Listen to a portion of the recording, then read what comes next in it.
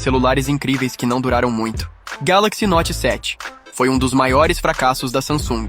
Lançado em 2016, o modelo teve sérios problemas de bateria, que causavam superaquecimento e até explosões. A Samsung tentou resolver com um recall, mas os problemas continuaram, levando à retirada definitiva do aparelho do mercado em poucos meses, fazendo dele um aparelho raro hoje em dia. Xiaomi Mi Mix Alpha.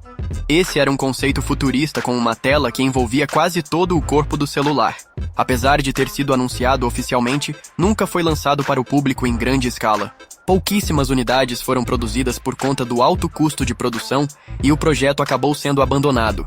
Galaxy Round. Ele foi lançado em 2013 e foi o primeiro celular com tela curva do mundo, mas era caro e não trouxe benefícios reais, sendo rapidamente substituído pela linha Edge. E você, o que achou desses aparelhos? Deixa sua opinião aí nos comentários e me segue para mais vídeos como esse.